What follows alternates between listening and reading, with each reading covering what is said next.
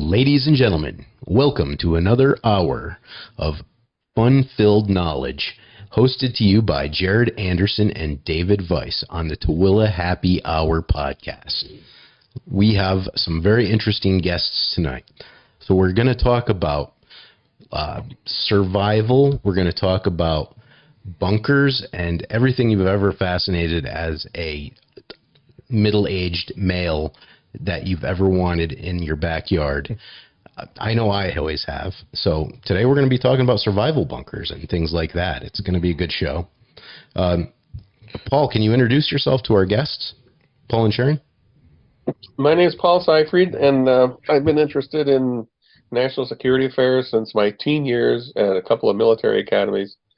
And then there was a period of dormancy until about 1988, when I encountered an address by a physicist an engineer named Gene Collins, who gave a presentation called the Soviet Nuclear Challenge and American Vulnerability.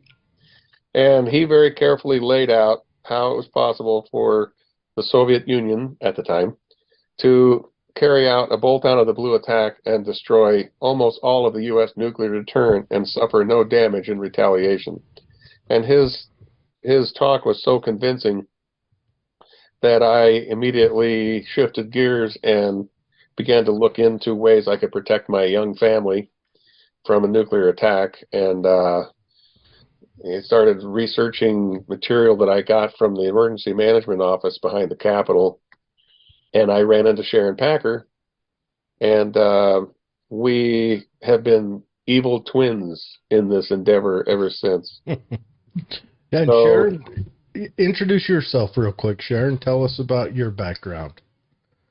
Well, I've always been interested in sheltering since I was a little child. I built my first shelter when I was 8 years old, and I was probably better protected at 8 years old than 99% of the people are today. But I continued with that concern all throughout my life, and after I raised my family, I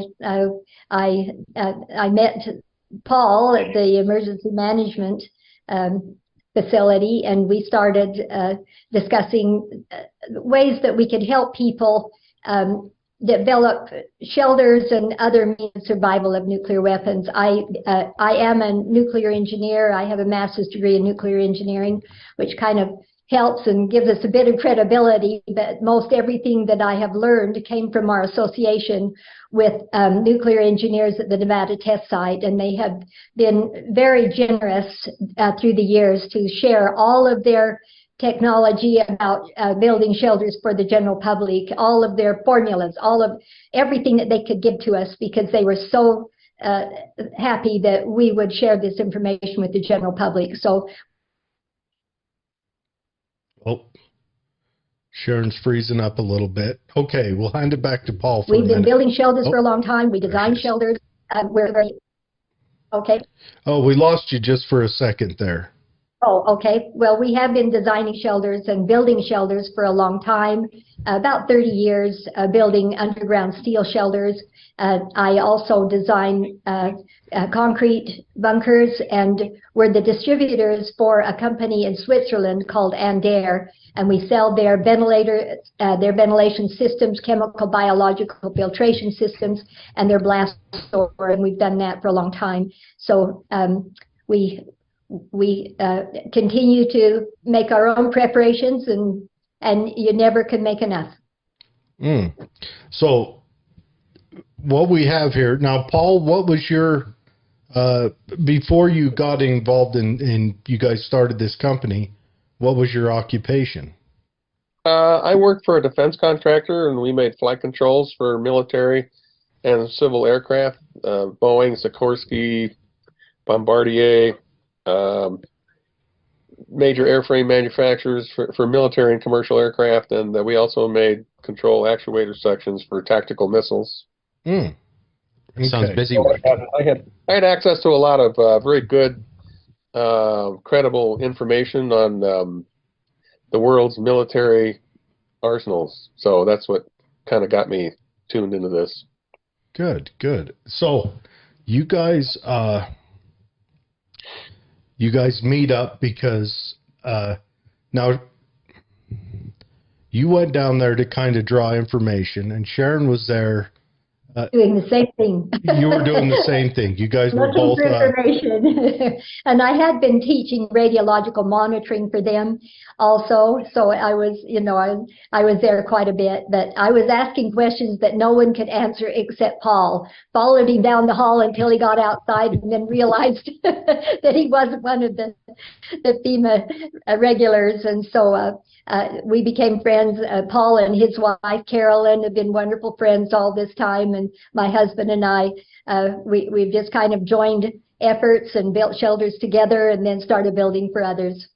And that's a good business to get into, obviously, especially right now. I mean, I think it's highly needed right now. So, how long, I don't know, you guys started up your company. How long did you guys operate for?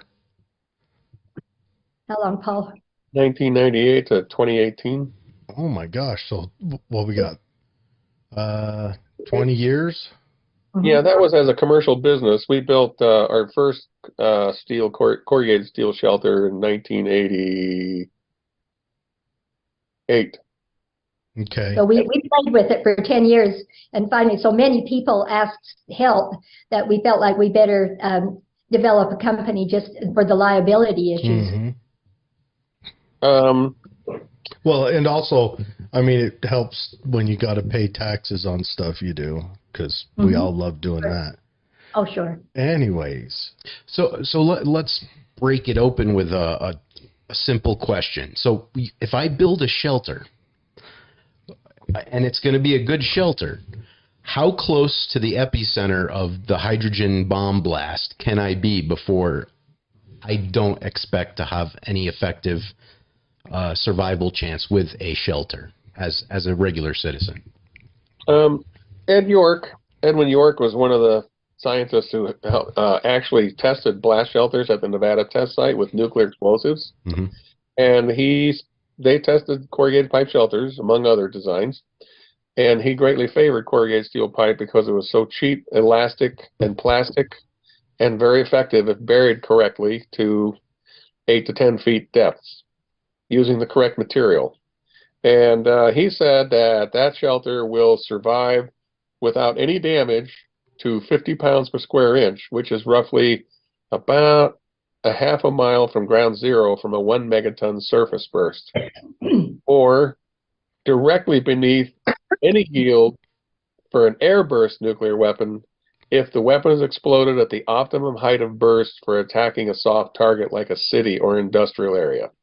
So that could range anywhere from 7,000 to 25,000 feet, depending on the yield. Now, the big weapons, the multi-megaton weapons, those aren't deployed anymore. So now the trend is, and for the last 25 years, to use smaller yield weapons because you can put a lot more of them on a single missile and attack many targets with one missile. And because a smaller warhead is easier to make very rugged, so you can slam it through the atmosphere at much higher velocities, and that improves accuracy because crosswinds have less of a chance to blow the weapon off target. So you can now put a nuclear warhead. Well, the U.S. nuclear warheads were capable of roughly 100 meters circular error probable, and the latest Russian... Tell them what circle error probable is, Paul. Circular error probable is a circle that you draw an imaginary circle on the ground for the target, and circular error probable means at least 50% of the warheads will land within that circle. Okay. So 50% of the weapons fired at that circle will land inside of it. So the current SS-30, which is being deployed right now in replacing the old SS-18 Mod 5s that the Russians had, the circular error probable on that weapon or missile is 10 meters. Really? That accurate? How accurate are ours? About 100 meters. So the Minuteman III, more. The Minuteman III circular error probable is 200 meters. So they've got more accuracy than we do.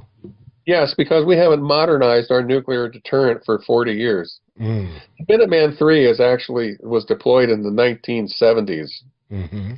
and it has analog computers, flight computers, and it still uses floppy disks. Okay?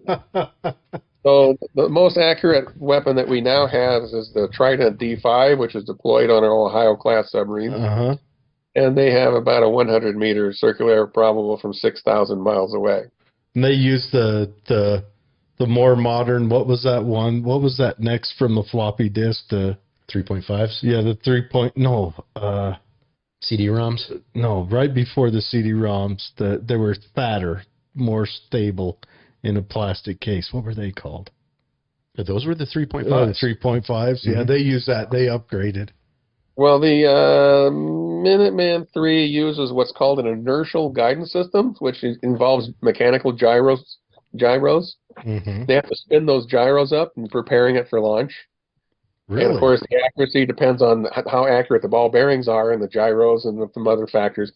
But once they launch it, it's a complete inertial guidance system all the way to the target. The Trident D5 has inertial guidance, but it also has stellar reference update. So as soon as the missile clears about 100,000 feet, even in daylight, there's a window in the nose cone shroud, and it has sensors in it that look for 2 known stars. And once it knows where these 2 known stars are, then the missile knows exactly where it is, and the flight control program can operate correctly. And basically, the flight path of an ICBM is like a big cannon barrel in the sky. And so it can, as long as the missile stays within that very narrow trajectory, once all the stages separate and fall away and everything, the post boost vehicle, otherwise known as the bus, it's basically a circular platform that has all the reentry bodies on it, Mm-hmm. and the bus assumes the flight profile of the first target, and then the reentry body is released from the bus and it falls away at 17,000 miles an hour, and then the bus steers itself onto the trajectory for the next target, and so on until all the reentry bodies have been released. So all this happens in a fairly short period of time. So another interesting factor of multiple warhead system is that let's call it the footprint. So how far away what's the dispersion of the warheads that we can use to attack these different targets with one missile? We call that the footprint. And the footprint on an SS-18 is an ellipse drawn on the map that's roughly 600 miles long and 200 miles wide. So it can engage any 14 or 15 targets within that ellipse on the ground. So that means that an SS-18 Mod 5 or an SS-30 could strike any 14 targets from Pocatello, Idaho down to Vegas. Mm. It's amazing technology. And one of the things that Paul and I talked about when we were going to come on was we wanted to make the point that most people are not going to, even though it sounds like a horrendously large target, most people are not going to be within that weapon's vicinity. And most people will not die from weapons effects. They will die as the result of lack of food, lack of water, lack of sanitation. And so we had talked a little bit about when we were coming in, we thought so many people are unprepared. I mean, totally unprepared. And they go into panic mode. And Paul and I, we've got some pretty good preparations, but we may never make it to our own shelter. But I thought it would be maybe good to talk about some of the things that they can do if they don't have a hardened shelter. What kind of things do they look for? How are they going to survive during those first few minutes, and then post-war survival as well? But we'll take any direction you want, but we would like to go away from here giving people some hope. Yeah, I'd like to talk about that too. Let's we're out here in Tooele, but let's say one of those nuclear bombs go off in a vicinity to where we don't have destruction out here, but we have the possibility of fallout. What are some of the physical steps that can be taken to, say, make your home livable? How long should you anticipate to have to kind of hunker down and keep yourself safe? And the basic concepts are time, distance, and shielding. And so we want to keep as much time away, to spend as much time away from the fallout and from those effects as possible. We want to keep as much distance, and we certainly want to keep as much shielding as possible. So if they're thinking ahead and they look at their homes, a lot of people have very good basements. And if the fallout isn't heavy, they can shield very nicely in a basement. They can take such as a heavy pool table even, and put books and sandbags maybe on top of that if they're prepared to do so, and their food around them, and their water barrels around them, and a little bucket in there for sanitation. I mean, there's a lot you can do if you prepared ahead. And even if you haven't prepared ahead, maybe you're caught outside of your home. Look at places like service garages. If you had to run immediately and get protection. Churches a lot of times have pipe chases and boiler rooms. Banks have vaults and you can get in them. Hospitals usually have massive basements and a lot of pipe chases, and they'll have tunnels between their basement rooms. Schools, most schools have pipe chases.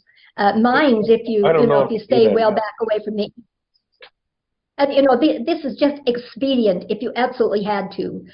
Culverts, community armories, city and county buildings, all of these places, if you were caught away from your shelter that you are preparing, could maybe get you enough protection until you can get to a better location. But you do have to be looking immediately at those, that thermal pulse. We want to get down below what could be that thermal pulse and the blast, and then get as much shielding as possible. So that's the initial blast, the initial wave of fire that's going to be exiting the strike zone or the target, correct? Correct. The fireball in a 1 megaton weapon, which is the largest yield deployed on Russian submarines, at least during the Cold War. I think they've gone to smaller yield now, like 200 kiloton, because they put so many warheads on a single missile. But the fireball on a 1 megaton is only a mile across. Only a mile, though. Only a mile across. Only reflect on only that. A mile. Now, some people, that could be completely contained within the boundaries of the Salt Lake International Airport. Mm-hmm. All right. So the main targets in Salt Lake County are the airport runways. Yeah. Because they can be used to recover, refuel, and rearm strategic aircraft later. So they're going to want to crater those and shower the runway with thousands of tons, hundreds of thousands of tons of contaminated dirt when they'll never be used again.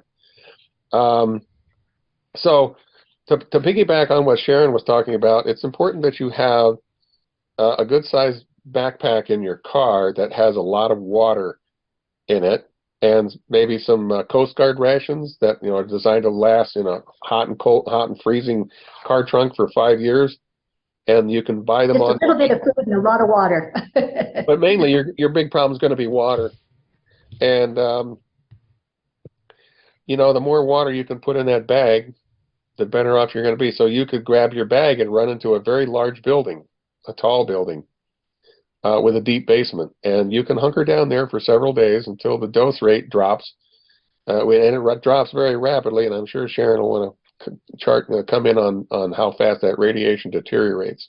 Yeah, that time element is really very impressive. After 7 hours, we've lost 90% of the gamma radiation from one laydown, and after 7 times that, which is 49 hours or 2 days, then we're going to lose another 90%. And after 7 times that, 2 weeks, we've lost another 90%. So that's called the 7 times rule. We multiply it by 7 and divide by 10 each time. And so that radiation decays very quickly. So, and of course, that's the gamma radiation. There's other types of radiation we can talk about as we get further into the discussion that we want to look and consider as we do consideration of post-war survival. But the gamma radiation, that's a quick burst and it's gone for the most part. That's what makes the Hulk, isn't it? That's the new. No, it certainly is part of that quick burst, but it's also coming out of the fallout. But the fallout has actual particle, and it'll have alphas and betas in that fallout. But the gamma radiation is like an X-ray, and you have to have a lot of shielding when you go to get an X-ray, and of course it's much greater than the X-ray machine we'd see there. But that gamma radiation does penetrate. 4 inches of dirt will attenuate half of that gamma radiation, or 3 inches of concrete. If you have 1,000 Roentgens, which would kill you, very quickly, an hour, in an hour you'd be dead if you were out with 1,000 Roentgens, then half of that is still not going to help. 500 Roentgens will also help. So you've got to have a lot of shielding. So if you have 3 inches of dirt, and then another 3 inches of concrete, and another 3 inches of concrete, and another one, and another one, say you've got 24 inches of concrete. You're good. Well, that's 8 levels of 3 inches of dirt. Well, now you have an attenuation factor of 2 times 2 times 2 times 2, 2, 2, 2, 2. And now you're getting some really good radiation protection. With 10 halvings, you've got a protection factor of 1,024. If you multiply 2 by itself 10 times, it will give you 1,024. So if you can get 10 halvings of anything, whether it's concrete, 30 inches of concrete, or 40 inches of dirt, you're going to get some really good protection. So that's the shielding portion of the time distance shielding aspect. And that's the beginning stages. Protection factor. But even stored water has a good protection factor. Water is a good shield. Get under your swimming pool. Make a tunnel under your swimming pool. So now, does this? So are we looking mostly to try to protect ourselves from this fallout coming from above? Because I noticed Paul mentioned a tall building. You mentioned get under a swimming pool. We want to try to get underneath this protection. Yes, and we're trying to get as far away from that fallout as we can get. So if the fallout's on top of the building and we have a tall building, we want to be in the middle of the building. So we're getting the least amount of gamma from the top and from the ground. Of course, hopefully there's not a blast that's going to knock it down. But I mean, if you were shielding just from fallout, you'd want to be in the center part of the building or in a basement in the center part of the, as far away from the ground fallout as you can get, because that gamma travels a long ways, but it's short-lived. After the 2 days, after the 2 weeks, you're not going to have much gamma left. Then the problem after that is the alpha particles falling out of the sky, I assume, that dust everything and become respirable and an ingestion hazard for the rest of your life. That's right. And alphas and betas can last a long time, but we can certainly go into some of the things we can do for alpha and beta. And if you want me to talk about that now, I'd be happy to. Yeah. Because this is what happens when you crawl out of the basement. You're experiencing dust. You're experiencing. Okay, yeah. Now you've got the fallout. So now you look outside and you maybe been in there a couple of weeks, and hopefully you've had enough food and water to get you through your 2 weeks. But if there's a heavy dust level, then you're in a heavy fallout area. If you can get out and go someplace where it's not so heavy, that's even better, but it's going to be a little difficult to find it. If it's not very heavy, if it's just a light dusting, then you're not going to have much fallout alphas and betas. But you still have to be able to survive. So if you're going to look for something to eat, you've got food in your home, you've got cans that are in the kitchen, canned foods, well, it's going to have dust on it. That's going to come in through your windows. Maybe your windows are cracked and there's going to be dust. You have to wash or wipe off those cans very carefully so you don't get the alpha and betas inside, because that's where they're going to do the damage. alpha and betas on your arm, on your skin, are not going to damage much. Just wash it off so it doesn't aggravate your skin.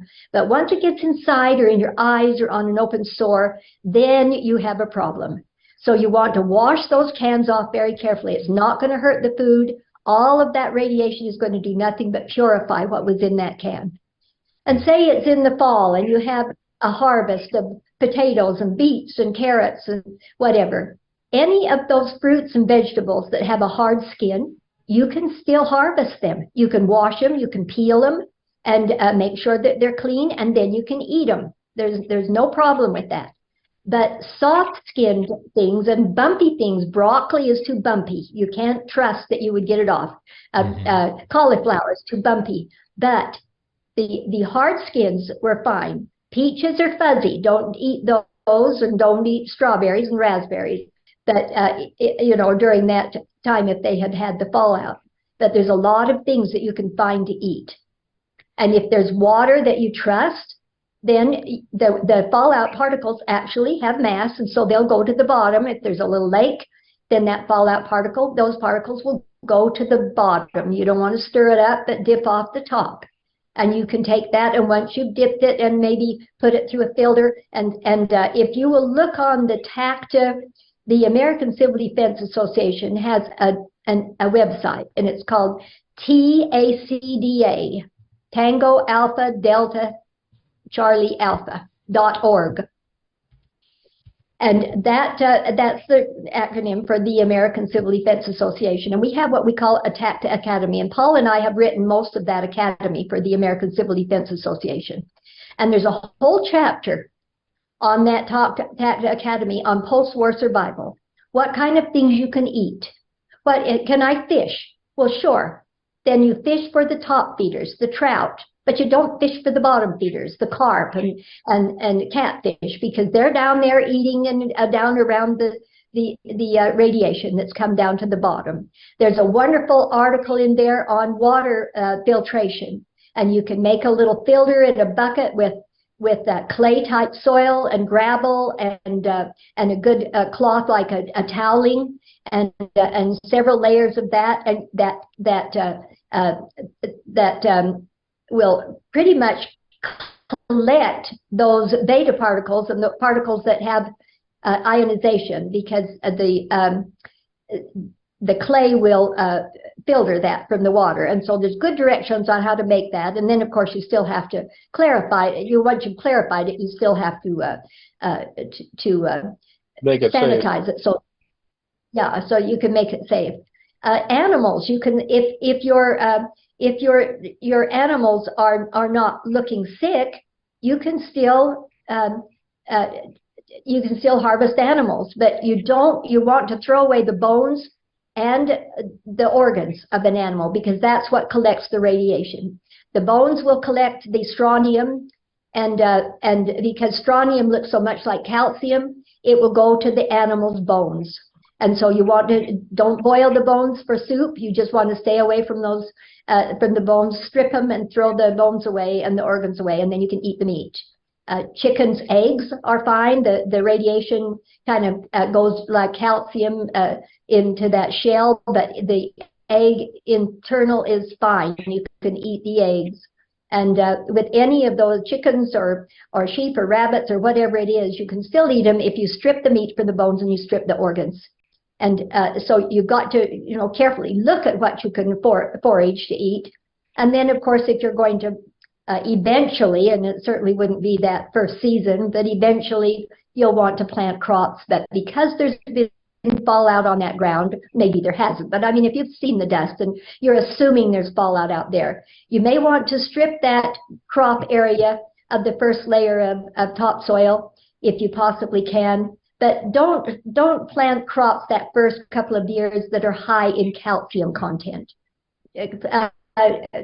Broccoli and things like that. You want to plant foods that are low in calcium, because those plants will pick up the strontium from the earth, and that strontium is what will then come into your body and get into your bones. And so you want to stay away from that. But But during that first little while, the other thing you can do is you can take thyroid blocking agent in the form of potassium iodide, and TACTA does sell potassium iodide. So if there has been a laydown of iodine and you don't have a good shelter and you're having to forage for the milk for your cow that's been out eating the grass that has the strontium, you want to make sure that you have enough potassium iodide to fill your thyroid with the good with that good potassium iodide, so that the iodine 131 that's radioactive will just slough biologically through your body. But those are some of the basics. There's a lot more we talk about in that chapter about food, but think through, if you have the basic concepts, you can pretty well see what kind of things that you can do to eat. Okay. Yeah, I'm gonna root around on this. I would have never thought about the broccoli and the cauliflower effect, but yeah, you're right, because the dust will fall right into those little crevices, and you can't really wash that out. I mean, you'd have to wash it at the car wash with a pressure washer, and the car wash won't be functioning anymore. and it won't be working. You'll have to have someone work a hand pump. And if you're going to stay in the area, you could cut the bumpy part off. Yeah, eat the stalk. If you're going to stay in the area, your N95 masks that we were wearing for COVID would finally find a use, because you don't want to walk around in an area that's contaminated. Breathing in any form of alpha particles is a horrendous way to die. Think of it like an alpha particle is 2 neutrons and 2 protons. It's about the size of a helium particle, and what it does is it flings off of its natural element and fling right at whatever object it's pointed at, and it bounces off of it like a ping pong ball. So if it's inside of you, you've got these little helium particle sized bullets bouncing all around your organs. So when you're breathing it in and it hits your lungs, it can do a lot of damage, and you don't even want to be there. The best thing you can do is avoid alpha and beta particles breathing in or eating broccoli, I suppose, after a fallout situation. But you raise a good point, because when you breathe that heavy dust in, it's going to stick to the mucous membranes in the back of your throat, and then you're going to swallow it. So the N95 mask is really a useful tool during that period. Yeah, so don't throw them away yet. I mean, I know right now it's a very political item, but they do have value. Our political masks. So you said you can build these shelters, or we can build these shelters, and we can use normal supplies. What goes into the construction of these shelters that we could actually produce in the civilian market? We knew an airman who didn't have much of a budget, who lives near Ogden, and he built a very good high protection fallout shelter in his deep basement by using very rugged timber construction for a sturdy frame that was probably 8 feet by 12 feet. As far as the footprint size, and I'm talking about very sturdy construction. So multiple, like 2 2x8s or 2x12s, glued and screwed together for each beam. And then on top, he stacked 30 inches of dirt, compacted dirt in plastic bags. I would recommend the standard solid concrete block that you can buy at Home Depot for about 50 cents a piece. I think they're 16 by 4 by 8, if I'm not mistaken. Yeah, and you can stack those on the roof of that framework. You may not be able to stand up all the way inside that framework, but you're trying to, build some good shielding between you and the outside world. And then he stacked his food and water containers around the outside of that framework. And he had several 12-volt gel cell batteries inside that ran his little 6-inch DC fan that provided some ventilation in there and some minimal lighting. And his family could lay down in there for several days and get past the high fallout portion, the high radiation period, and then he can move into the basement, the rest of the basement, where he has a protection factor of about 10, but that's really all you need after 2 or 3 days. So what you're doing is you're also using the food and the water as a bit of protection. Absolutely. And then as the gamma radiation dissipates, you eat your protection to the lesser needed protection. Yes. Eat your shielding. It was pretty clever. But you want to make sure. You want to be very careful that you get an engineer over there to check out your structure to make sure it's going to carry that weight. So we don't want the liability of having someone be crushed by those concrete blocks. But make sure that you have someone really consultant engineer. Okay. Yeah. You also want to design it so that when there's swaying motion or motion of the earth, that it doesn't tip over and collapse. So. Like I say, you need a consultant engineer on that. Make sure that you have enough strength in your frame to do that. But that's what one individual did on a very limited budget. And of course, his entrance had two turns in it, okay, for radiation attenuation. So I have pictures of that I could send.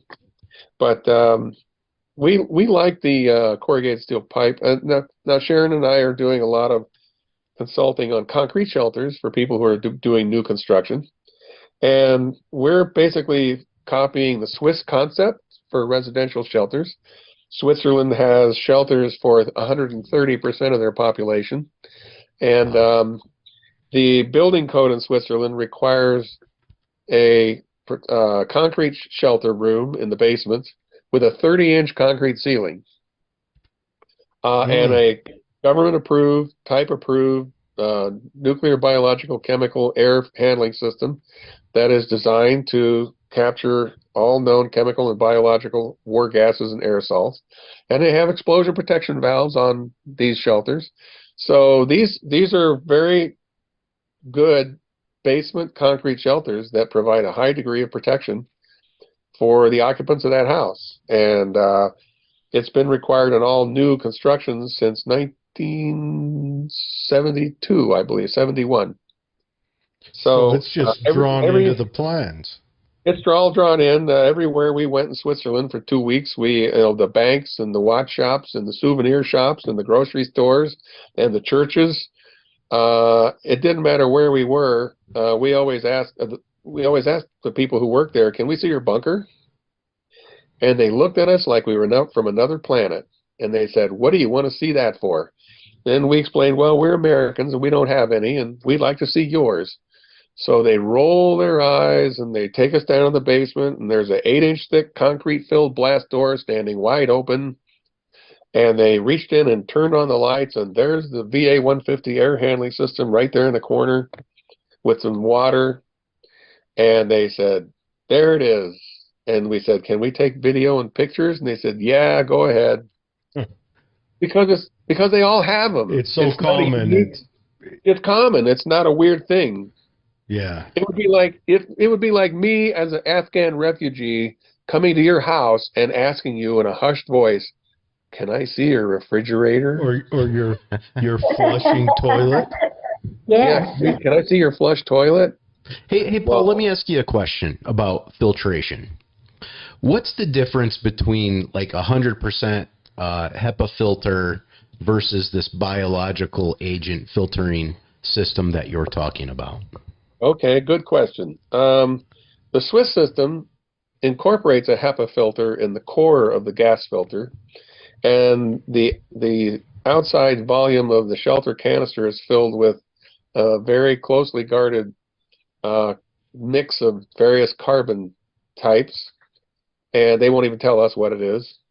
But so as the contaminated air is drawn in through the pre-filter, the pre-filter strips out everything larger than 10 microns. So that would be your coarse dust, like you saw when the World Trade Centers collapsed in New York City. Mm-hmm. That big cloud of dust. And it traps fallout, so you're not breathing fallout.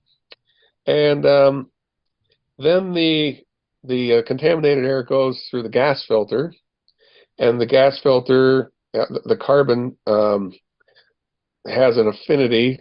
Well, actually, the contaminated biological and aerosols and the war gases like VX and GB and sarin, they all have an affinity for carbon. So the carbon granules capture all of that stuff before it emerges from the discharge port in your blower system. So they have a government laboratory in Spiez, Switzerland, and when they test an air handling unit from the production line, they bolt it down to a concrete sled, and that concrete sled is accelerated into another concrete sled to produce 16 G-forces in all 6 directions. And after they've done the shock testing, then they unbolt everything and send it to the chemical weapons lab, where they test it against chemical and biological weapons aerosols. So we like the Swiss equipment because it's rigorously tested against live battlefield agents, and no domestically produced air handler can hope to match that, because Underwriters Laboratory is not permitted to have anthrax and weapons grade plague and nerve agents. So we like the Swiss stuff. So it has both that charcoal and that HEPA filter inside, and that HEPA filter is folded like an accordion. We don't know of another filter, HEPA filter type system that can filter the biologicals as that does. Mm-hmm. It's the carbon granules that grab the biological and the chemicals. Basically, the ability to mill anthrax particles to finer than 0.03 microns. We thought that was an interesting development during the 2002 anthrax scare or 2001 anthrax scare. But the technicians in Switzerland assured us that made capturing those agents even more efficient, because they would go deeper into the fissures in the carbon. So anyway, that charcoal plays an important role in capturing biological aerosols. Mm. Yeah, if you've ever done any time in the military, they issue you your CBRNE canisters, they call them. So that's what you wear into a chemical warfare type scenario. And if you've ever spent any time in the safety industry or whatnot, you'll find out that you can't really receive the SDS, the safety data sheet, for those kind of canisters.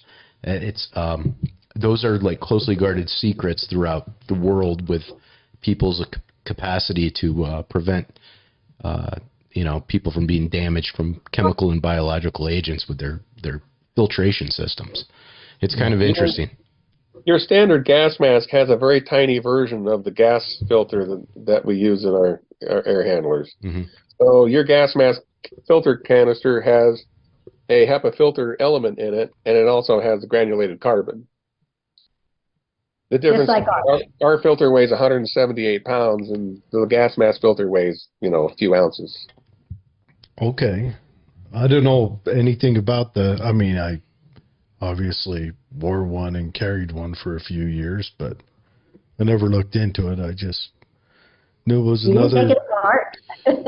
No. I imagine a sergeant down at the tap laundry would have had my butt. I just knew all it was is I tried not to ever get it dirty, so that when I turned it in, I wouldn't have to scrub it first. That was the rule. So there's another element that we kind of wanted to touch on, and that was the effects of electromagnetic pulse. Yes. That's where I wanted to go next. It's a fun one. Yeah. Electromagnetic pulse is useful from our standpoint because it provides a realistic, timely warning that a nuclear attack is imminent. Because the EMP does so much damage to the communications and power infrastructure that it makes communications between U.S. officials, particularly defense officials, very difficult, if not impossible. So the EMP, all my sources at the national laboratories absolutely guaranteed that if there's a nuclear attack done by Russia or China, that it would be preceded by an EMP laydown. Because So what you're saying is that if they were going to go with a kinetic direct attack, prior to that, their first initial attack would be an EMP attack to yes, kind of take down the defenses so they could penetrate better. yes. But on the other hand, that doesn't mean that if we have an EMP attack, we will have a nuclear. But if we have a nuclear, we will most likely have an EMP You will attack. have an EMP. So now, They could most just likely- do EMP alone and do so much damage. Mm. the most likely vector of that attack would be a nuclear weapon that's on board a satellite that orbits, probably orbiting us right now. North Korea has 2 satellites in the 100-kilogram weight range that could be carrying a low yield, high efficiency EMP device that would be appropriate for a 10 to 15 kiloton weapon. Mm. A small 15 kiloton weapon is perfectly capable of causing much more damage in the EMP arena than a multi-megaton weapon of the plain vanilla architecture.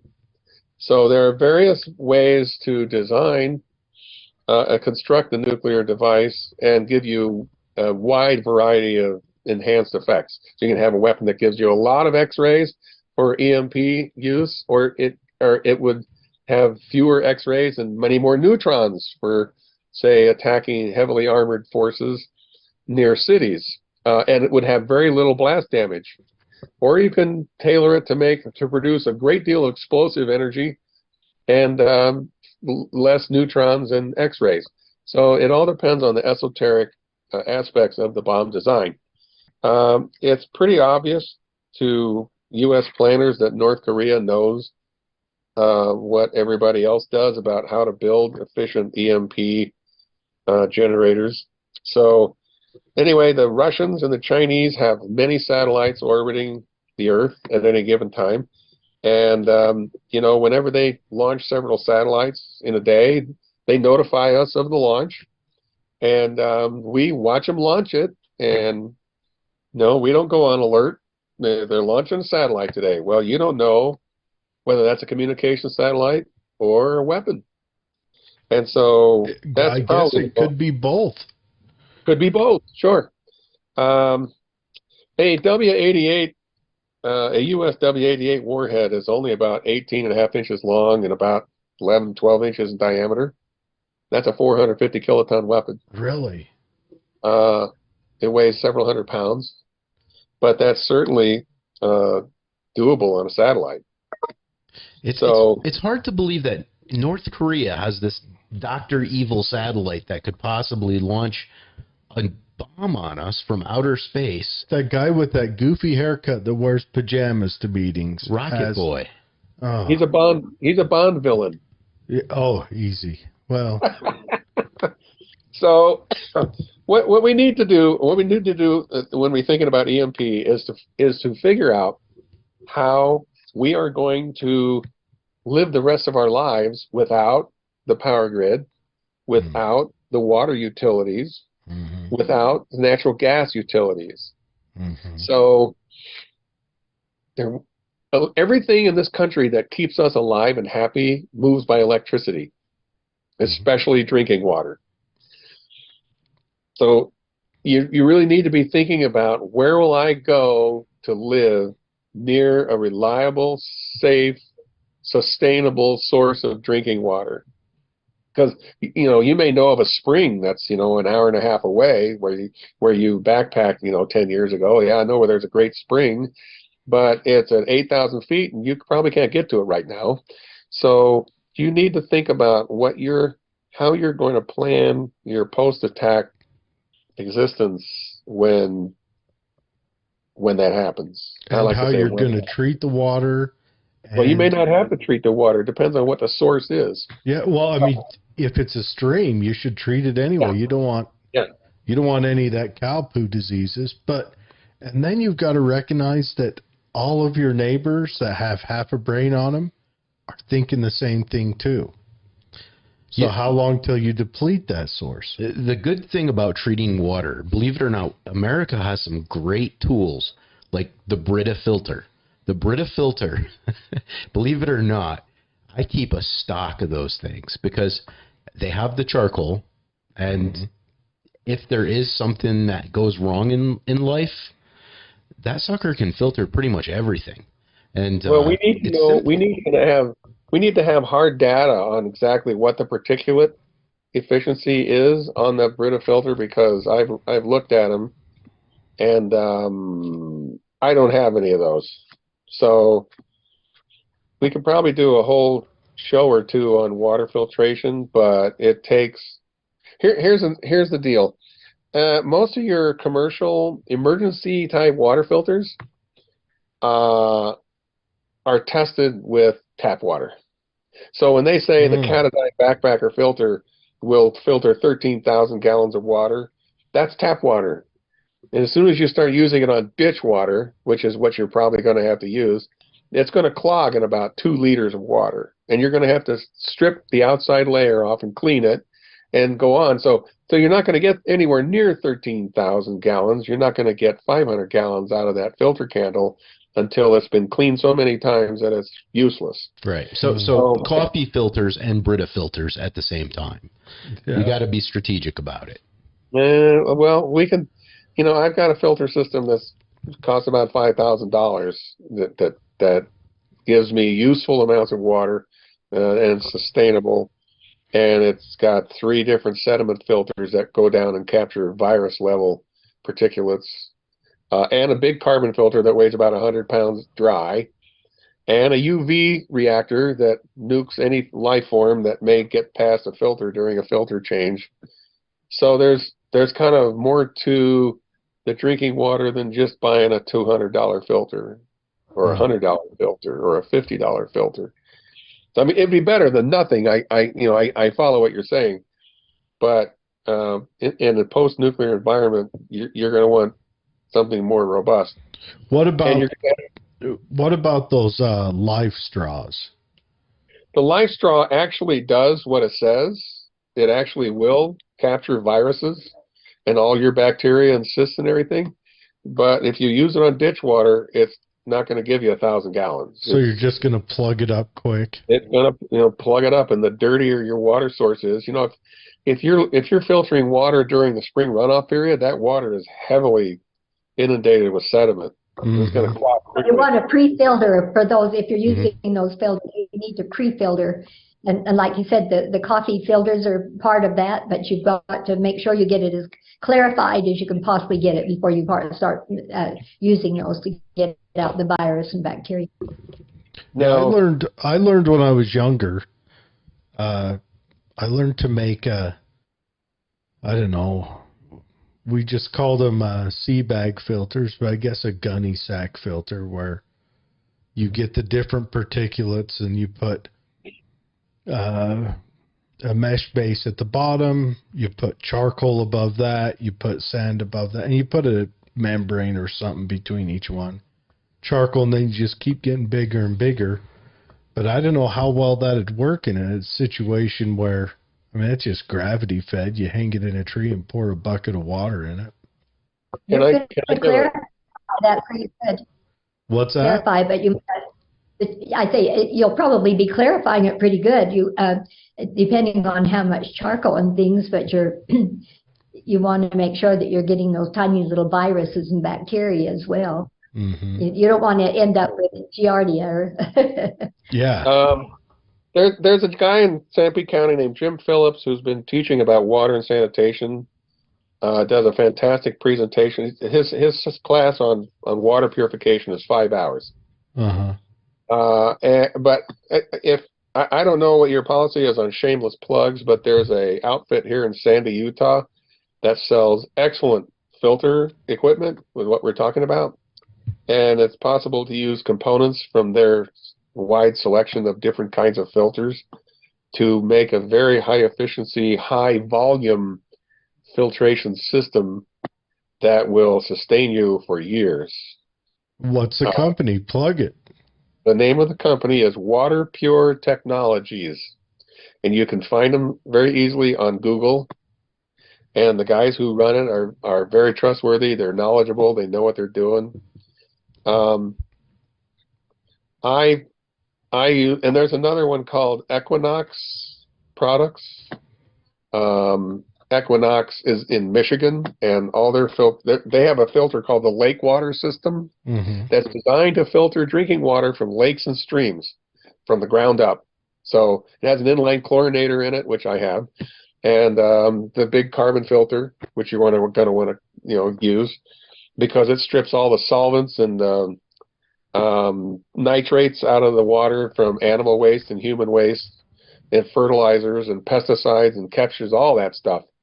So, just because you got a Brita or a Catadine or a Sawyer, that doesn't, there's a lot of junk in ditch water that you're not going to want to drink. So Jim Phillips' website is JIMSWAY.org, I think, or .com. You can go on YouTube and find Jim Phillips very easily. He does he has a lot of seminars on YouTube about water and sanitation. And he will actually come to your group. If you get a group together, he'll come to you and do fantastic seminars on a variety of topics. But anyway, we're kind of running out of time for this, but I want you to think about what you're going to eat, because the supply chains will be gone. There will be no supply chains. So water, power, which would be solar. By the way, solar panels are relatively immune to the effects of EMP.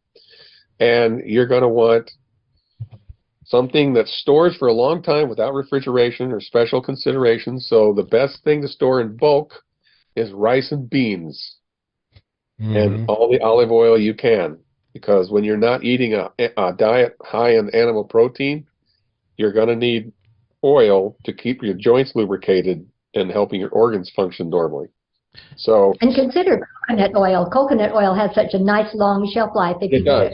Thank you, Sharon. Yeah, you can buy that at Costco in those big tubs, and they're the right kind there at Costco. Okay. I bought a lot of that coconut oil. So Sam's Club, Costco are your friends. Every time I go to Costco, no matter what it's for, I buy 150 pounds of rice and beans. And one day, I've been doing this for years, and one day one of the checkers said, I've been watching you come in here for years, and every time you come in here, you buy rice and beans. He said, what do you do with all that? I said, take them down to my dog shelter. And he says, well, where is it? And I told him generally where it was, and he says, well, I'm your neighbor. I just bought property down there. So kind of a small world. But anyway, he works at Costco every day, and he hasn't been buying rice and beans.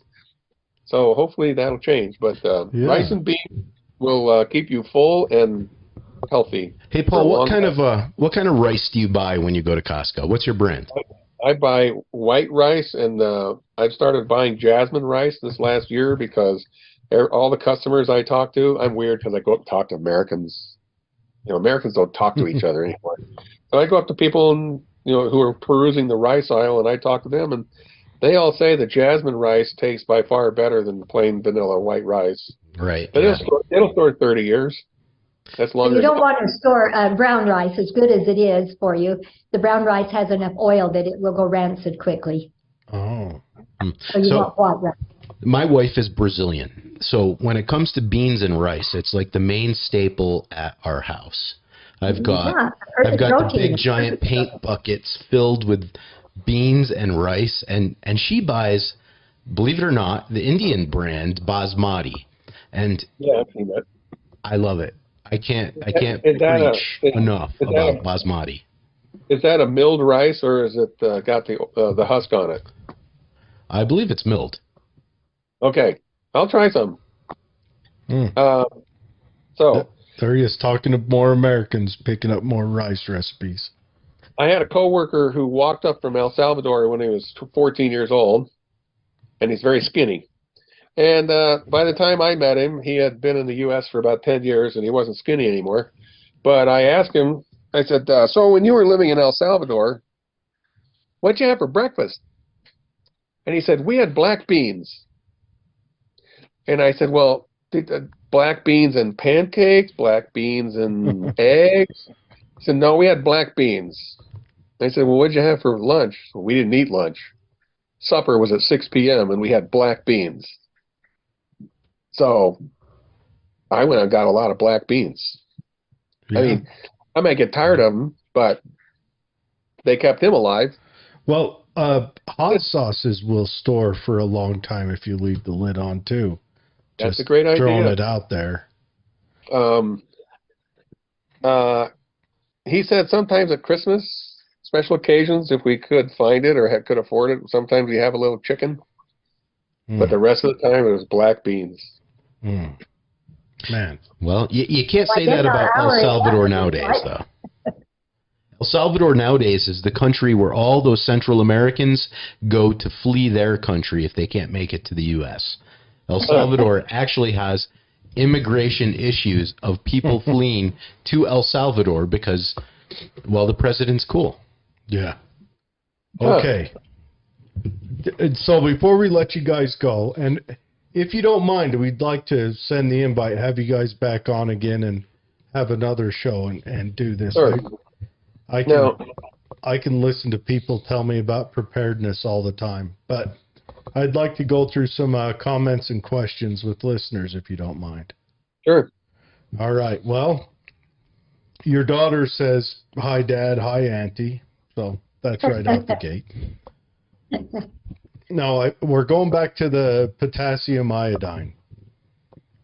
And Maggie asks, does iodized salt work, or is there not enough iodine in it? And I think it's the potassium iodine part that you need. Is that correct? Or That's my understanding. Certainly, iodized salt is helping us. We don't always get enough iodine for our thyroids, but the potassium iodide appears to be the type that we need to fill that thyroid quickly during a nuclear event. If you ate enough iodized salt, you would die. Yeah, I think that's another concern they're worried about is, on average, salt we get more often than potassium, and so we have more room to take potassium in. Is that correct? Well, and we can't take enough salt, as Paul said. We would be. It's a very unhealthy thing to have that much salt. So, okay. All in right. that form, but it's a medicine. We don't just take that just because we think, oh, maybe we should. That should only be taken in the event of a nuclear situation. We don't want to take it any longer than we have to, and it has a short half-life, 8-day half-life. So after 10 half-lives, that 10 special number, you've lost 1,000th of the radiation from it. So 10 half-lives is 80 days, 10 times 8 days. So after 80 days, we won't need to take it anymore. Okay, so you'll need 80 days of it until it's lost, until the radiation has lost its punch. Okay, it's potency. Yes. Yeah, that's what makes things like radioiodine 131 so dangerous, because it has such a short half-life. So it's yielding half of its energy in 8 days. It's a furnace that's on fire. That's right. But plutonium has a half-life of 24,000 years. So it's not that dangerous. I mean, it's toxic to your skin. You know, it's a very powerful toxin. A little bit, a microgram can kill you if it gets into your body. But don't anybody tell Putin about that. He doesn't need to know. Oh, he knows that stuff already. So, but the thing about, well, the Earth will be contaminated with plutonium for 24,000 years. It's not really true. Yeah. Okay. All right. Fred says, hey, friends, my dad read up on all this nuclear stuff. He knew what was needed, but Paul is the first guy I have met who acted upon the information available to us. I don't know anyone who knows more about this topic than Paul. And Mallory says, yeah, Paul's a wealth of information. Both of you guys are. I'll bet it was exciting and interesting working in the industry while you guys did, It was probably kind of an adventure, and I'll bet it was great. We had a lot of fun. A lot of Well, challenges. A lot of challenges too. Yeah, I'm I sure. failed all my fingers. we're still designing. We're still selling our ventilation systems. We're Yes. just not building steel shelters right now. However, we are offering our corrugated steel pipe shelters if you finish them off yourself. But the pipe shelters in a basic format we can still offer. Well, what we're going to do is we'll finish off these comments, and then I want you to plug that before we let you go, where people can go to find out more information on that. Mallory says, how much would it cost for the government to build a shelter for all Americans like the Swiss did? That's a good question. Probably 1980 depends.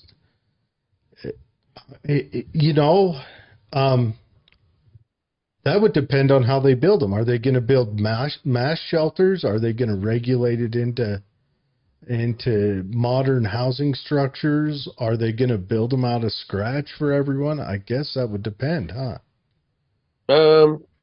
Your viewers can go to, they can type into Google CNN, like the Clinton News Network, okay, CNN, Helsinki shelters. There's about a 7.5-minute video where a Finnish official takes a CNN reporter deep down about 60 feet underground from a city street entrance, looked like a jewelry store door entrance, deep down underneath the city, where they had a big shelter hewn from bedrock so large you could park 2 747s in there. And there were several hundred people in there playing hockey and swimming in the Olympic swimming pool. And they said this shelter would accommodate 6,000 people. Mm.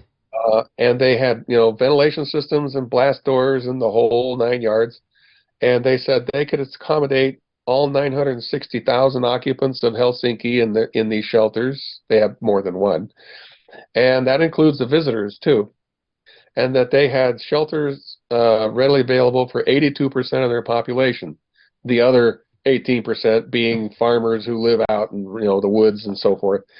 But Finland has a high percentage of shelters. Switzerland, like I said, 130% shelter capacity for their people. So what they did basically is they modified their building code, and there are probably 16 different shelter formats that you can choose from as long as it's reinforced concrete. And they're just neatly folded into the buildings and parking garages. And to look at, when you go through a Swiss city and walk the streets, you don't see any bomb shelters. Well, and her question was, what do you think it would cost us? What it would cost? What it would cost? So in 1984, the Oak Ridge National Laboratory did a state-of-the-art assessment on how much it would cost to build 300 million shelter spaces in blast-hardened steel shelters. And their figures indicated it would cost $75 billion in 1984 dollars. So $75 billion at the time was about 3 months of the Pentagon's annual budget. Mm. That would be a one-time expenditure, because you don't have to keep building them over and over and over again. Yeah. Once you get them built, they're built. Okay, so... And honestly, we wouldn't need to build that many. Again, we have farmers and rural stuff like that we could... We need our farmers, too. Yeah, and I mean, there could be other ways around that. But our cities will die. There's no way our cities will survive in a nuclear. Our cities will die. They will starve to death. The shelter's there so that you can gather everyone there so they don't start killing each other in the streets. Well, that would also require a bit of national resolve and support, because, as Sam Cohen said, who invented the neutron bomb, if Americans wanted a civil defense system, we would have one. Mm-hmm. But we've chosen to spend our money in other places, and the government is not leveling with the American people and telling them what the nature of the nuclear threat is, so they don't ask for it. Yeah. Yep. All right. Fred says he bought 50 more gallons of water today to go with what he already has because of your advice, Paul.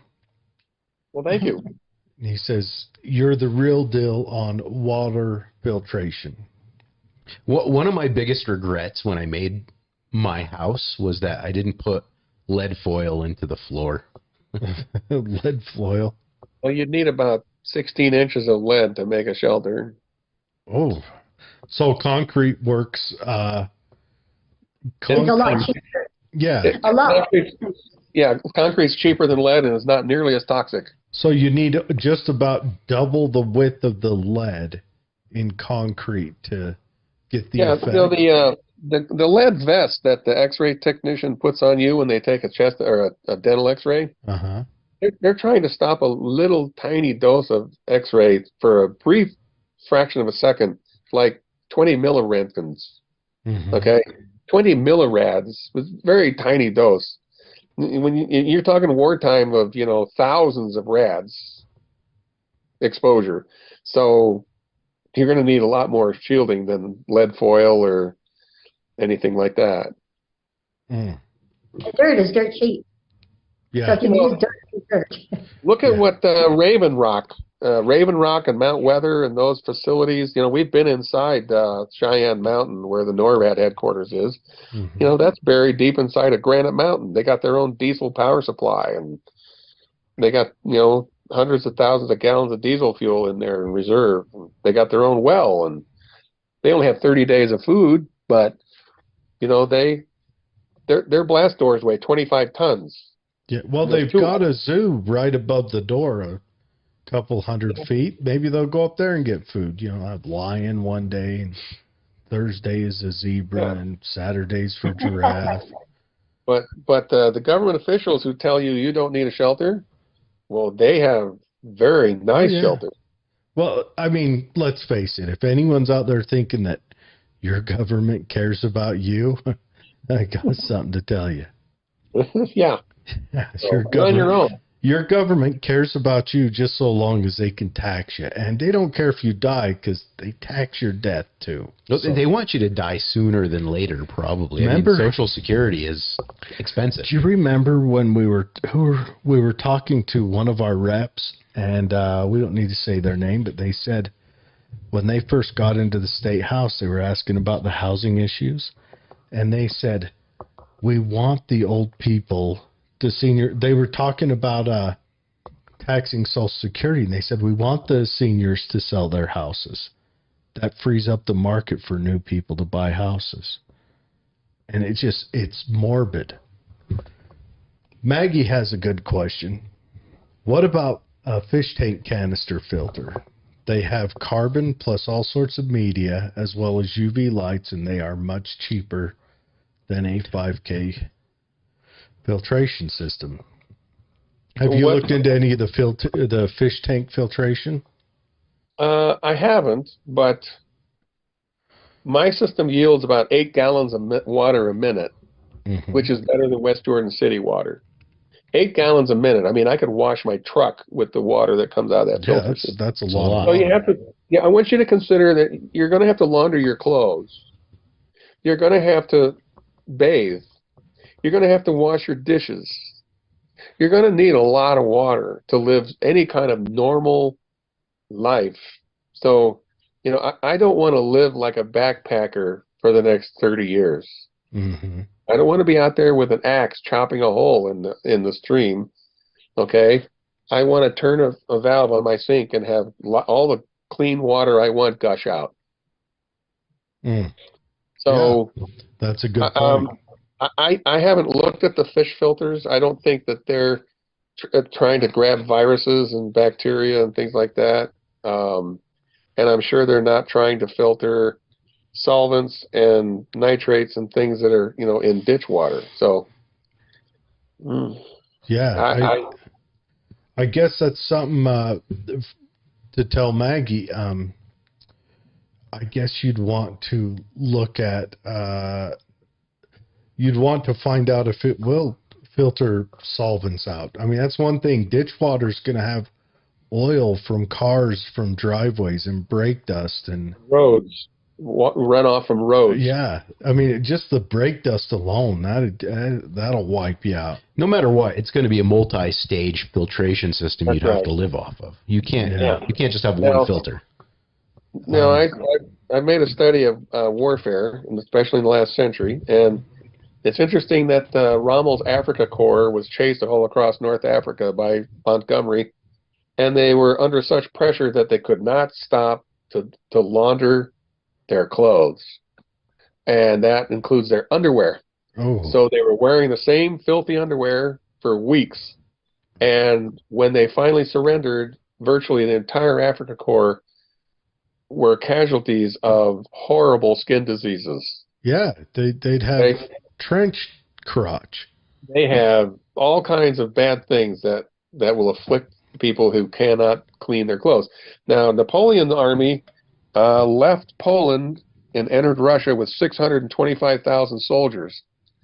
Unfortunately, in Poland, they contracted typhus, Mhm. spread by the louse, and they did not stop to launder their clothes.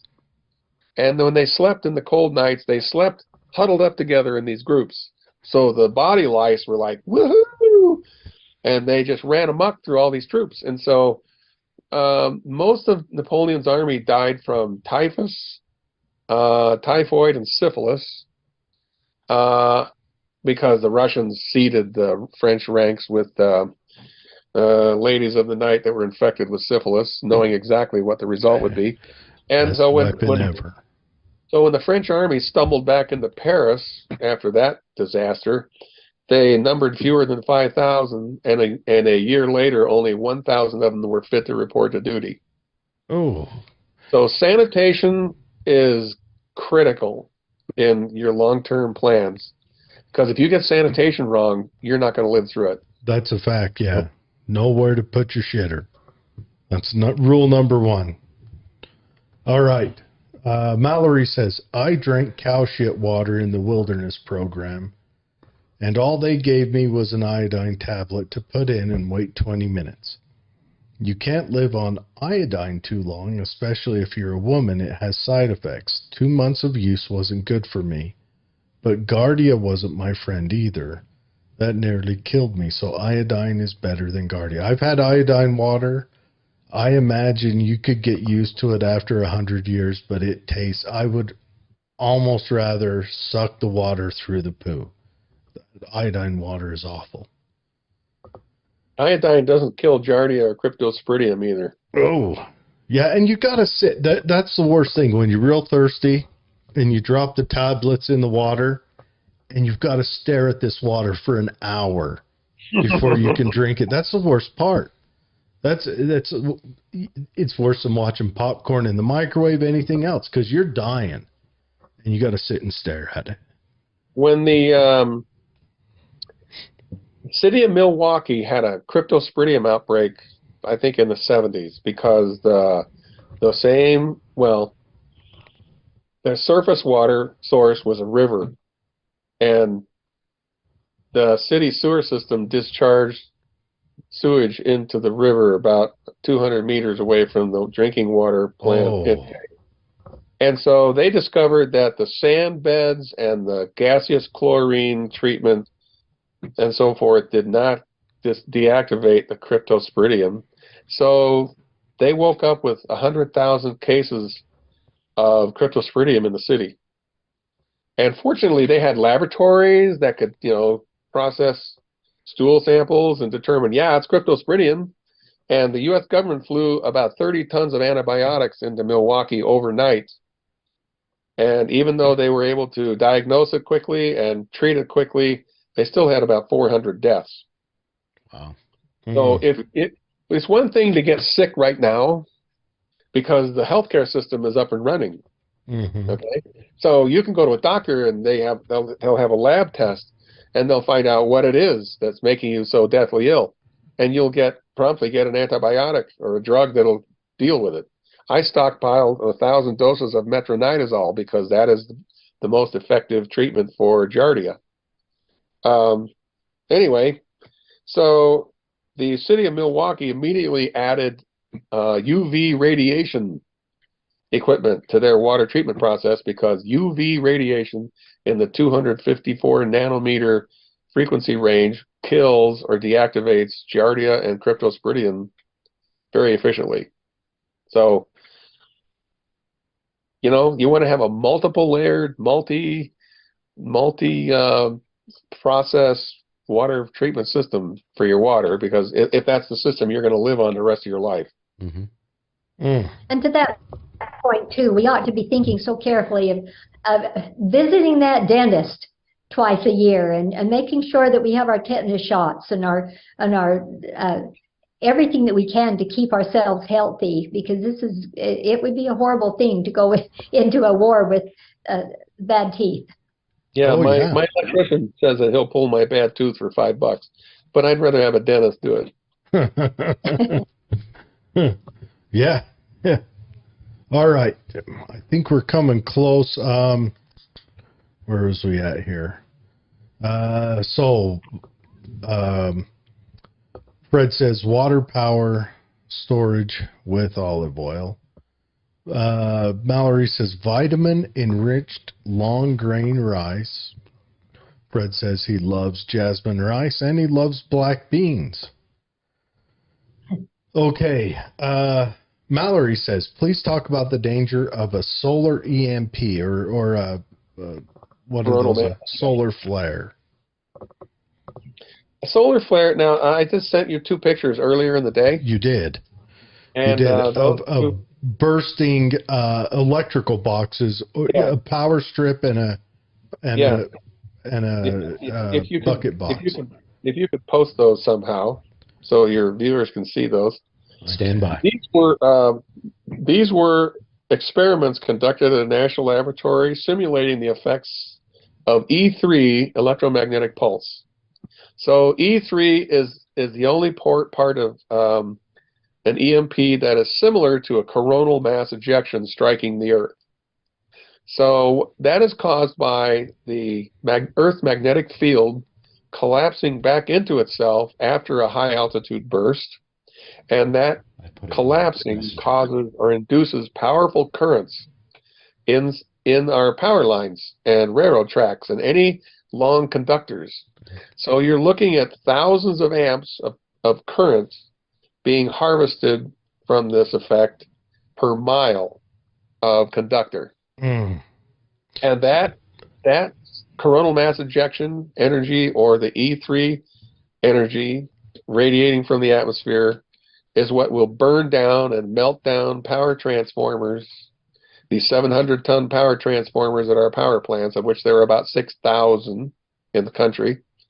And these each take 18 months to 3 years to build in foreign countries. Yeah, they're all built in Germany right now. Well, right now, Germany, not for long, but Brazil, Germany, China. I think there's one startup company again in the U.S. that started doing it. I'm not sure where.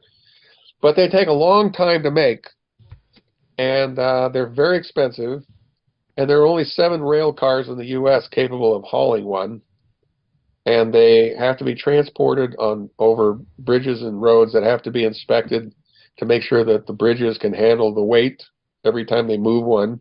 So it's a real pain in the neck to replace one of these. And so the reason I sent you these pictures is because your house wiring is going to get real hot. And your car wiring, and the train's wiring. The cars don't have enough conductors and length of wire to harvest very significant amounts of EMP, either E1, E2, or E3. Well, I mean, but it will melt down the wiring in the car. It may not. No, it won't, because it's not connected to the grid. So it won't hurt your car? No, the grid has millions of miles of antenna. Okay, all right. Okay. Hey, your car. The testing they did on light vehicles at the EMP simulators, they based on that, they expect 94% of the light vehicle fleet to survive. Really? Okay, we're good. Never mind. I've been reading too many. But your house will burn down. I've been reading too much disaster books. Yeah, your house may burn down, and if you look at those pictures, you may not want to reach up there and try to turn off your house breaker. No. Not just that. I mean, even if it's killed the power to your house, it's on fire. Yeah. You know, So I know about arc blast. I mean, just the arc blast alone, you know, it'll blow the door off your breaker box. There's a big blast wave. It's been known to take fingers. Just the overpressure. I'm gonna hold this picture up to the camera. Okay, if you can see that. Move it a little bit to your left. Mm. There we go. Okay. It went out of focus. Back it up. Okay. Yeah. Yeah. We just had it on the screen a second ago. I couldn't see it. Yeah. Yeah. It's shown to the viewers. Oh, good. Very good. Yeah. So that's going to be a problem. Now, if all of your water and all of your food and all of your toys are in the house, that could be a problem. Mm. So you may want to find alternative places to store all that important stuff that keep the rodents out of it too. Yeah. Yeah. Oh. Okay, we've got a few more comments, but no, that's a very good point. I mean, now I do feel a little better because I was under the assumption that an EMP would wipe out cars, but if the car's good, I'm happy because I like cars. Most cars will survive. The problem will be getting fuel. Yeah, that's true. If we have simulated at the correct voltage. So, you know, we are at 50,000 meters, volts per meter, and Putin said maybe we should be testing at 200,000 or 300,000 volts per meter. So we just don't know how heavy that EMP is going to be. But it was interesting to me that he said no vehicle that was not running at the time of insult failed. Okay. So the car, now other systems, ancillary systems like intermittent wipers and radios, they didn't work. But they've been hardening up the ignition systems on cars since about 1989. Okay. And the less fancy electronics and touch screens and crap you have on your new car, the better. Yeah. Yeah. Good luck with that, though. Yeah. Yeah, that's true.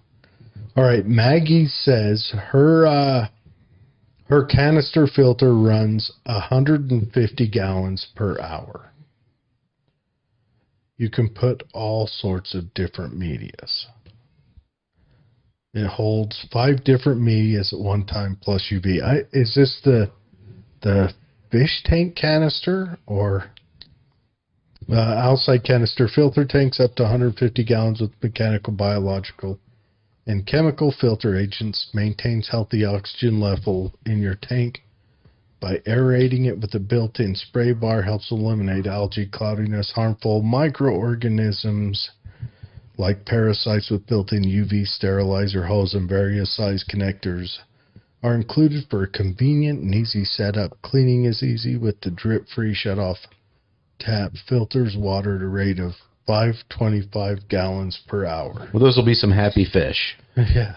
Well, I mean, no, if it would work, I'd have to see the absolute filter for specifications. Yeah, Maggie, send me that stuff, and I'll send it off to Paul and let him have a look at it. You might have stumbled onto a cheat, you know.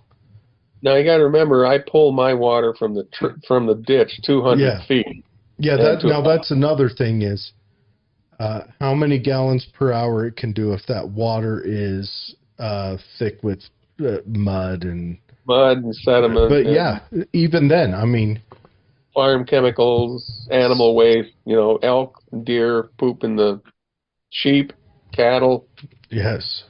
So yeah, send me the information. I'll send it to Paul.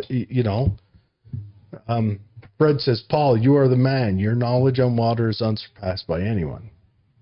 Oh, I wouldn't say that. I've just been lucky to be surrounded by people who knew a lot more than I did. Hey, I'm thankful you guys are going to come on here and share it with us. Mallory says, thank you, Sharon and Dad, for doing the podcast, sharing your knowledge. Thank you, Jared and Dave, for having them on. You're very welcome on my part. And she feels spoiled for having you guys in her life. That's cool. Mallory's very kind. Yes. Well, she is, but we'll get to... What's that, Sharon? I said, we couldn't do this without Mallory. Oh yeah, she's a firecracker, and we're gonna find that out. We're gonna find that out tomorrow. Maggie says, very good discussion. Thank you for all this. I appreciate you, and we appreciate you, Maggie. And Fred says, thank you very much. And then Mallory says, and we'll close out on this, except Dodge. Dodge did the worst for EMP. That's because Dodge Electrics don't need an EMP to fail, Mallory. Just throwing it out there. It's like a 80s Toyota bed will rust if it's, in a sealed off area. It will rust. You can hear it, right? Yeah. Screaming, rust me. That's just what they do. But everyone, thank you for joining us. Now, Paul and Sharon, thank you for joining us. Sharon, plug your company, where people can go to find out information on your air filtration systems. Paul, if you've got anything going that you can fill in on water filtration, anything you guys want people to walk away with last minute and look into, please plug it now. Go ahead, Well, Sharon. we certainly recommend going to the American Civil Defense Association. That's a nonprofit. There's a lot of good information there. That's the TACTA.org. And it will be on the show notes. Okay, our company is ANDAIR USA. That's where we get our filtration systems in ANDAIR. Spell it, Sharon. A-N-D like Delta, A-I-R, USA. Okay. And that will also we're be still in at the Utah Shelter Systems also. Utah Shelter Systems still has our website up, and we've got a lot of information on there as well. I just have a quiet job making fentanyl at night at a licensed pharmaceutical company. You're one of those people competing with our friends down on the southern border, huh? It sounds like a whole nother show. Yeah. But yeah, this is, as always, I love talking preparedness, and I love talking, okay, it's perverse, but I like talking about the, as they call it nowadays, disaster porn stuff. And, but it intrigues me. I like it. I like the little bits of knowledge you get on the subject at every turn. Thank you for coming on, Sharon. Thank you for coming on, guys. And we're going to definitely have you on again. And and I'll see most of the listeners and you, Paul, tomorrow morning. And I'm going to try to drag Dave there one time, but right now he's being a nurse. He can't go. Somebody's got to take care of the wife. Yeah. But thank you very much. And if anything new comes up go on, Shannon. Thanks for the opportunity. Appreciate it. Thank you for coming on. Yeah. And I love to talk about radiation. I'm the radiation safety officer over at the You're very base. knowledgeable. I was impressed. Oh. Yeah, he's a radiation safety guy over at Tooele Army Depot. He is very knowledgeable on it. I know next to nothing about it. Oh, since you worked over there, I talked to a guy who worked there, and he said while he was in there destroying chemical weapons in the furnace, there was a Polish Army liaison officer observing, and the Polish officer said, "You Americans are the only people in the world stupid enough to do this." He's probably right. Yeah. He's probably right. Well, everybody else just buries it. Yeah.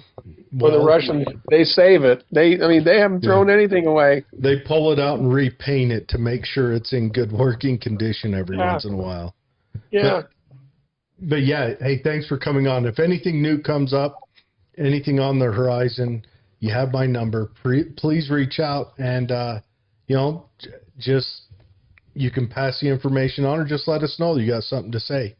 And we'll throw you back on in a heartbeat. And I definitely want you on again another time just to kind of dig deeper into just the preparedness field. We'll probably look at, I'll start hounding you about that here in a month or two. Okay. All right. I would Right. cancel your Ukraine vacation.